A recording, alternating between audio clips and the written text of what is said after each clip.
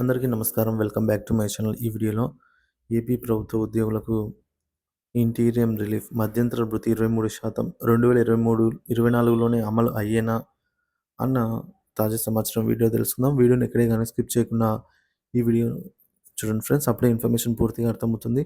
Video చూస్తున్న ప్రతి ఒక్కరు వీడియోకి లైక్ చేయండి. వీడియోని తోటి ఉద్యోగ పెన్షన్ మిత్రులతో అయితే షేర్ చేయండి. కొత్తగా మన ఛానల్ చూస్తున్నవారు సబ్స్క్రైబ్ చేసుకోకుంటే వెంటనే మన ఛానల్ అయితే సబ్స్క్రైబ్ చేసుకోండి. సో దీని ద్వారా నేను చేసే లేటెస్ట్ వీడియోస్ అన్నీ మీ వరకు రీచ్ అవుతాయి. ఇక ఆలస్యం చేయకుండా వివరాల్లోకి తెలుపుదాము. సో ఫ్రెండ్స్, ఇక విషయానికి వచ్చినట్లయితే ఆంధ్రప్రదేశ్ రాష్ట్ర ప్రభుత్వ ఉద్యోగులకు ఐఆర్ మధ్యంతర భృతిని 23% అమలుపై కీలక సమాచారం. ఆంధ్రప్రదేశ్ రాష్ట్ర ప్రభుత్వ ఉద్యోగులకు సంబంధించి ఇంటీరియం రిలీఫ్ 23% అమలు సంబంధించినటువంటి తాజా పరిణామాలు వెలుగులోకి వచ్చాయండి. సో ఇప్పుడు ఇదే హాట్ టాపిక్ అయితే మారింది. రాష్ట్రమంతా ఒక విప్లవంలా రాజుకుందనమాట. 2024లోనే ఐఆర్ అమలుపై వేడెక్కిన చర్చలైతే కొనసాగుతున్నాయి. అంటే ఈ 2024లోనే ఐఆర్ ఇవ్వాలి, తిరిగి ఎట్టి పరిస్థితుల్లోనైతే కోరుతున్నారు ఉద్యోగ పెన్షనర్లంతా కూడా. సో ఈ అంశంపై ముఖ్య వివరాలను ఇప్పుడైతే తెలుసుకుందాం. సో ప్రస్తుత పరిస్థితి ప్రకారంగా పీఆర్సీ మరియు ఐఆర్ ఎలా ఉన్నాయంటే, కొత్త పీఆర్సీ అనేది జాప్యమైంది. అంటే లేట్ అయిందండి. రాష్ట్రంలో ఉద్యోగులు 16 నెలలుగా అంటే 1.5 సంవత్సరం నుంచి కూడా దగ్గర దగ్గర ఈ కొత్త పీఆర్సీ కోసం అయితే వెయిట్ చేస్తూ ఉన్నారు. కొత్త పీఆర్సీ అమలు కోసం. కానీ ఇంతవరకు అమలు కాలేదు. 2023 జూలై 1 నుంచి కొత్త పీఆర్సీ అమల్లో ఉండాల్సిన బాధ్యత ఉండగా ఇప్పటికి కూడా పీఆర్సీ అనేది కమిటీ కూడా నియమించలేదు. ఇక రెండవది పీఆర్సీ కమిటీ సవాళ్ళు. సో గత ప్రభుత్వం నియమించిన పీఆర్సీ కమిటీ చైర్మన్ అయినటువంటి doctor Manmohan Singh retire IAS అధ్యక్షతన ఆయన కూటమి ప్రభుత్వం అధికారంలోకి వచ్చిన వెంటనే రిజైన్ చేయడం అయితే మనము చూసాము. సో ప్రభుత్వం కూడా ఈ మేరకు ఆయన రాజీనామాను అంగీకరించింది.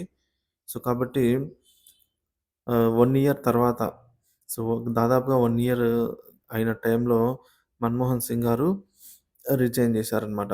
ఏదైతే నివేదిక సమర్పించాల్సినటువంటి సమయం ఆసన్నమైందో, ఆ టైంలో ఆయన నివేదిక సమర్పించకుండా రాజీనామా చేశారు. సో ఇప్పుడు కొత్త కమిటీని ఏర్పాటు చేయాలి. సో తక్షణమే అని చెప్పేసి ఈ పరిస్థితి ప్రభుత్వానికి కొత్త సవాల్‌గా అయితే ఎదురైందండి. సో మొత్తానికి ఇప్పుడు కొత్త కమిషన్ నియమించినప్పటికి కూడా వారు కూడా ఒక 1 ఇయర్ సమయం అయితే తీసుకుంటారనమాట నివేదిక సమర్పించడానికి. సో అంటే పీఆర్సీ మనకు 2025 కూడా డౌటే అని అయితే చెప్పొచ్చు. సో పీఆర్సీ కమిటీ లేకుండా డైరెక్ట్ పీఆర్సీనే అమలు చేయాలని అయితే కొంతమంది ఉద్యోగ పెన్షనర్లు కోరుతున్నారు. ఉద్యోగ సంఘాలు కూడా. సో ప్రభుత్వం పైన నిర్ణయం ఆధారపడి ఉందండి. సో మొత్తానికి యాక్చువల్‌గా ఇప్పటికి 16 నెలలు కంప్లీట్ అయిపోయింది. పీఆర్సీ అమలు కాకుండా. సో జాప్యం అయితే జరుగుతున్న నేపథ్యంలో కనీసం ఐఆర్ మధ్యంతర భృతినైనా ప్రకటించండి అని అయితే కోరుతున్నారు. ఇక నూతన కమిటీ నియమించాల్సిన అవసరం ఉందని ఉద్యోగ సంఘాలు కోరుతున్నాయి. ఐఆర్ ఉద్యోగ సంఘాలు 23% కంటే తక్కువ కాకుండా తక్షణమే ప్రకటించాలని డిమాండ్ చేస్తున్నారు. దసరా, దీపావళి లాంటి పెద్ద పెద్ద పండుగలకు ఏమైనా ప్రకటిస్తారా? ఐఆర్ ప్రకటిస్తారా? లేదంటే డీఏ బకాయిలు ఏమైనా చెల్లిస్తారా అని ఉద్యోగ పెన్షనర్లు ఎదురు చూసి ఏవి రాకపోవడంతో ప్రభుత్వంపై ఉద్యోగులు తీవ్ర అసంతృప్తి వ్యక్తం చేస్తున్నారు. ఇక ఉద్యోగ సంఘాల డిమాండ్లు ఈ మేరకు ఎమ్మెల్సీల కీలక అభ్యర్థనలు. ఎమ్మెల్సీ కల్పలతా రెడ్డి గారు 12వ పీఆర్సీ కమిటీ త్వరగా ప్రకటించాలని శాసన మండలిలో సమావేశాల్లో అయితే కోరడం జరిగింది. ఇక పర్వత చంద్రశేఖర్ రెడ్డి గారు ఎమ్మెల్సీ మాట్లాడుతూ 23% ఐఆర్‌ను తక్షణమే ప్రకటించి ఉద్యోగుల నష్టాలను తగ్గించాలని అయితే అన్నారు. ఎమ్మెల్సీ ఎల్లా వెంకటేశ్వరరావు మాట్లాడుతూ ఆర్టీసీ ఉద్యోగుల అలవెన్స్‌లు వెంటనే చెల్లించాలని ప్రభుత్వాన్ని డిమాండ్ చేశారు. ఇక పెండింగ్ బకాయిల చెల్లింపుల విషయానికి వచ్చినట్లయితే ఉద్యోగులకు పెండింగ్ బకాయిలు అయినటువంటి డీఏ, డీఆర్, పీఎఫ్, జీపీఎల్ఐ అలాగే పీజీఎల్ఐ సంబంధిత సెలవులు, నగదు ఎర్న్డ్ లీవ్స్ అండి, ఎస్ఎల్స్, టీఏలు, పెన్షనర్లకు రావాల్సినటువంటి బెనిఫిట్స్ ఈ మొత్తాలను కూడా త్వరగా చెల్లించాలని అయితే కోరుతున్నారు. ఉద్యోగ సంఘాల ఆగ్రహం. పీఆర్సీ జాప్యం వల్ల మరియు ఐఆర్ ప్రకటించకపోవడం వల్ల ఉద్యోగులు ఆర్థికంగా నష్టపోతున్నారు. ప్రభుత్వం హామీలుగా గౌరవించకపోతే భారీ నిరసన కార్యక్రమాలకు సిద్ధమవుతానని ఉద్యోగ సంఘాలు హెచ్చరిస్తున్నాయి. ఇప్పుడు ప్రభుత్వం తక్షణమే తీసుకోవాల్సినటువంటి యాక్షన్స్, ప్రభుత్వం ముందున్న సవాళ్ళు. పీఆర్సీ కమిటీ నియామకం అండి. కొత్త పీఆర్సీ కమిటీ నివేదికను ఆధారంగా తీసుకొని కొత్త పీఆర్సీ అమల్లోకి తేవడం ముఖ్యం. అలాగే ఆర్థిక పరిమితులు, రాష్ట్ర ఆర్థిక పరిమితులు ప్రతికూలంగా ఉన్నప్పటికీ ఉద్యోగులకు న్యాయం చేయడం ప్రభుత్వ బాధ్యత. ఐఆర్ 23% అమలు కోసం తగిన బడ్జెట్ కేటాయింపు చేయాల్సి అయితే ఉంది. సో, ఉద్యోగుల నమ్మకం పొందడం కోసం ఎన్నికల సమయంలో ఇచ్చిన హామీలను గౌరవించడం ద్వారా ఉద్యోగులలో ప్రభుత్వంపై నమ్మకాన్ని పెంపొందించాల్సిన అవసరం అయితే ఉంది. ఉద్యోగులకు సందేశం. పీఆర్సీ అప్డేట్ అండి. 12వ పీఆర్సీ ప్రక్రియ అనేది సో, త్వరితగతిన అయితే అమలు చేయాలని అయితే ప్రభుత్వం భావిస్తోంది. అలాగే ఐఆర్ కూడా త్వరగా తీసుకురావాలని చూస్తోందండి ప్రభుత్వము. 2025 జనవరి లోపల ఐఆర్ అయితే 23% అమలుకు సంబంధించి స్పష్టమైన ప్రకటన వచ్చే అవకాశాలు ఉన్నాయి.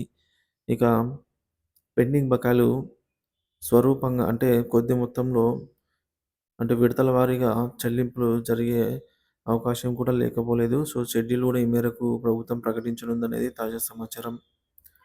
సో, ప్రభుత్వం తీసుకున్న ఈ నిర్ణయాలు ఆంధ్రప్రదేశ్ రాష్ట్ర ప్రభుత్వ ఉద్యోగులకు మైలురాయిలుగా అయితే మారాయండి. కొత్త పీఆర్సీ, ఐఆర్ అమలు, బకాయిల చెల్లింపులు వంటి అంశాల్లో ప్రభుత్వం స్పష్టమైన వైఖరిని కలిగి ముందుకు సాగాలని ఉద్యోగులు కోరుతూ ఉన్నారు. సో, ఫ్రెండ్స్ ఇక్కడ చూడొచ్చు. మనకు ఐఆర్ అనేది 23% అండి.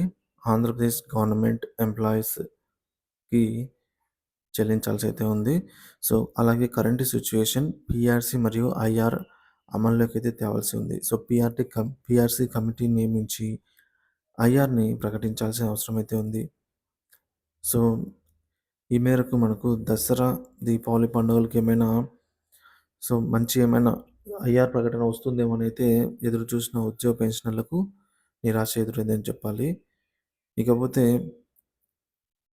డిమాండ్స్ ఆఫ్ ద యూనియన్స్ అంటే ఉద్యోగ సంఘాల యొక్క డిమాండ్స్ అయితే ఈ విధంగా ఉన్నాయి. ఐఆర్ ప్రకటించాలి. 12వ పీఆర్సీ కమిటీని త్వరగా నియమించాలి. జాప్యం లేకుండా, ఆలస్యం లేకుండా ఇంప్లిమెంట్ చేయాలి అని అయితే కోరుతున్నారు.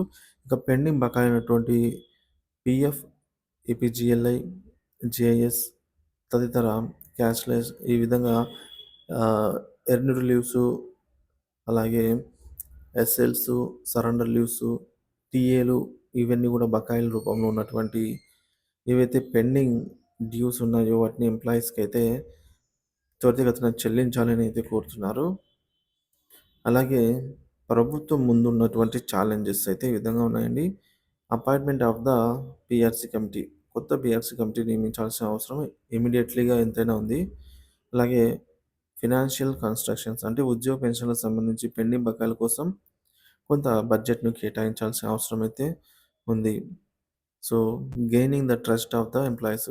ఈ 2 పూర్తి చేస్తేనే ఉద్యోగ పెన్షనర్ల యొక్క నమ్మకాన్ని అయితే ప్రభుత్వం కాపాడుకోగలుగుతుంది. ఎందుకంటే కూటమి ప్రభుత్వము అధికారంలోకి రావడానికి 90% ఉద్యోగ పెన్షనర్లే కారణం అనేది అందరికీ తెలిసిన వాస్తవం. సో, ఈ విధంగా అయితే ప్రభుత్వం ముందుకు వెళ్ళాలని అయితే ఆశిద్దాం. దీనిపై మీ అభిప్రాయాన్ని కామెంట్ ద్వారా తెలియజేయండి friends. Thank you for watching this video.